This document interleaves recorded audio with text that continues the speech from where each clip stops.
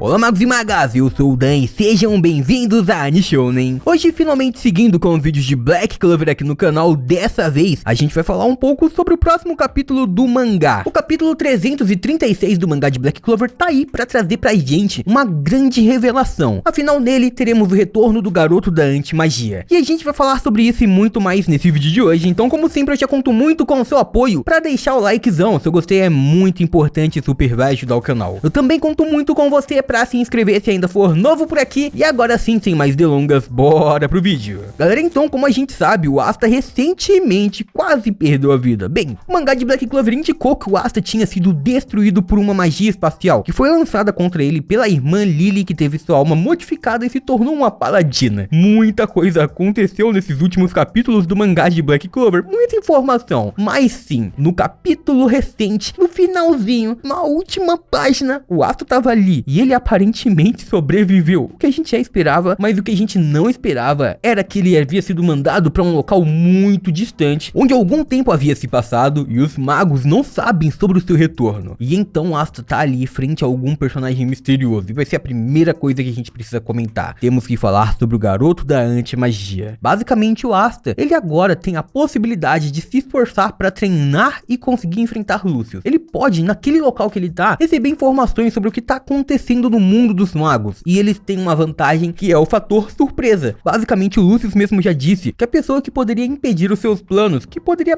atrapalhar e impedir que ele crie esse novo mundo que ele deseja criar, é a anti-magia, é o Asta, o garoto que nasceu sem magia. E aparentemente esse é o destino do Asta. Talvez o Asta tenha não tido o seu poder mágico para esse momento em específico. E então, se tudo isso realmente foi possível, se tudo isso realmente aconteceu, pode ser que as explicações sejam nos dadas agora nesse lugar misterioso que o Asta apareceu. Então pode ser que agora, mesmo o garoto da anti-magia querendo voltar imediatamente pra Clover pra rever seus companheiros, pra os ajudar nessa batalha, pra lutar ao lado deles, tenha que ficar naquele reino treinando, se fortalecendo e esperando o momento certo pra aparecer, salvar a todos e enfrentar Lucius. Enquanto isso, quem está enfrentando Lucius, quem está à frente dessa grande batalha, é aquele que tem dois grimórios, Yuno, o rival do Asta. Aquele que inicialmente viu apenas Asta como um possível problema para o seu plano, agora passou a ver Yuno como um empecilho também, a ponto de dizer que ele vai pessoalmente atrás do Yuno para o enfrentar. Isso significa que o Yuno realmente se tornou muito mais forte neste meio tempo, inclusive pelo fato de que ele quer se vingar pelo que aconteceu com Asta. Ele não aceita seu rival ter perdido a vida dessa maneira em uma batalha que lutou para salvar todos e que ele, o Yuno, não pôde estar ali, não pôde lutar ao lado do Asta, não pôde fazer nada. Então, por isso, ele quer acabar com o Lucius de uma vez por todas e então o Lucius, que diz que vai ser o Rei Mago, vai enfrentar o Yuno, que também quer ser o Rei Mago, e o próprio Yuno diz que ele vai vencer aquele adversário para se tornar o Rei Mago do reino de Clover. Possivelmente isso não vai acontecer, o Yuno não vai vencer Lucius sozinho nessa batalha agora, afinal o Lucius já tá indo atrás dele, possivelmente, enquanto o Yuno se tornou forte o suficiente para vencer vários demônios de ranking alto facilmente, sem nenhuma dificuldade. Mesmo assim, não deve ser forte o suficiente para vencer Lucius. Ele deve apenas ser derrotado numa batalha onde o Yuno lute ao lado do Asta, os dois juntos, utilizando ao máximo as suas forças. Esse deve ser o desfecho desse arco final de Black Clover. O Yuno e o Asta lutando juntos, lado a lado, para acabar de uma vez por todas com o plano do maior demônio de